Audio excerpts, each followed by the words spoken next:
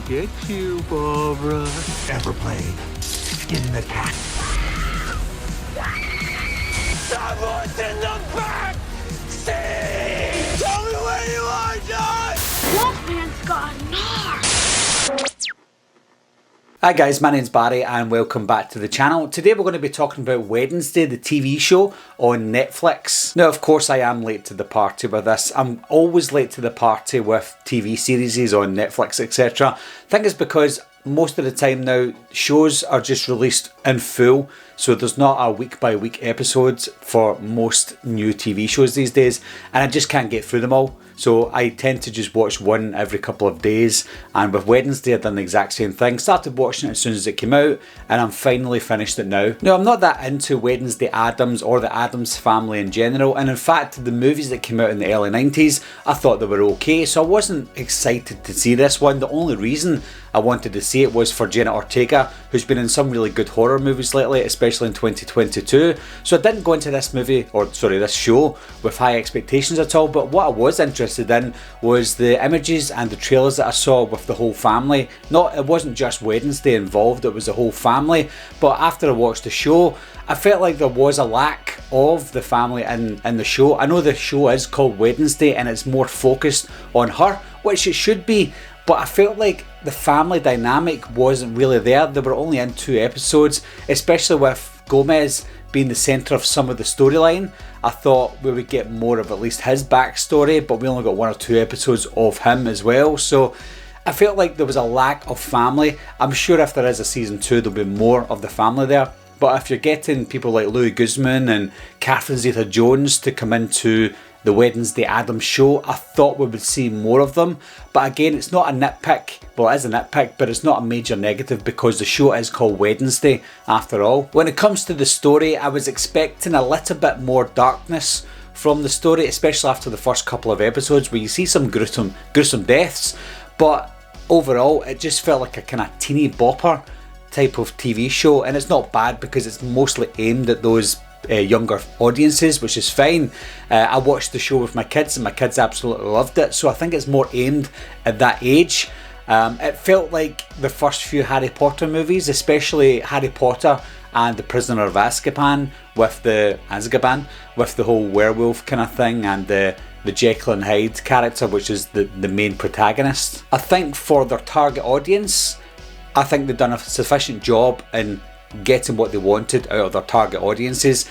I didn't love it, but I know that their target audiences probably liked it a little bit more than me. But I think it was a nice little murder mystery that was going on, something that didn't unfold until the very end or the very last episode. For the most part, the acting was really good. I think that obviously the standout was Jenna Ortega. Gwendolyn Christie was fantastic as the principal, and I know that Louis Guzman wasn't in it a lot, but anytime that he was on screen, I absolutely loved him as Gomez. But 100% the standout is definitely Jenna Ortega. Everything she's touching at the moment is turning to pure gold. If we go back to the story for a second, I think it was kind of safe. It played a safe storyline all the way throughout the show. There was no significant surprises, there was no significant kills, but that was about it. Everyone else had it safe. Nobody was really at risk of dying. And even when they were at risk of dying, there was someone conveniently coming in to save them. And when it comes to finding out who the killer or killers were in the show, I had the 2 people that I suspected to be the killers, or at least involved in it, from the very beginning, and it turned out they were the killers at the end of the show. So I think someone like myself, who's not really into the teeny bopper stuff, you can kind of see it a mile away as to what's happening. But maybe the younger audiences would keep on the edge of their seat wondering who the killers were. Like my kids, for example, I didn't tell them who I thought it was because I thought who it was turned out to be right. I didn't tell them in case they started to feel like that as well. So I let them try to figure it out for themselves, and they just couldn't quite do it. So I think, yes, it's absolutely targeted at younger audiences that maybe would struggle to find out who the killer was, or who was at least involved in it. So yeah, the story played it really safe, but that was okay because it's not really my cup of tea. Before I watched the finale, I heard a lot of problems about the finale. I heard people saying they didn't like it, even though they liked the show overall, but I thought the finale was pretty good, to be honest. I think the finale was one of the best episodes. I think it left it open for a potential season 2, but it also left the full story closed if they weren't going to come back to do a season 2. So if this was the only season, I think it was a fitting finale. Even though certain people didn't die, I think it was a fitting finale to the story that they were trying to tell. But also, like I said, they left it open for a season 2 if there's going to be a season 2. As far as I'm hearing though, I think overall most people liked it, whether they loved the ending or not. I heard it's very successful as well, and obviously with success comes more movies and more TV shows, so I think there's going to be a season 2.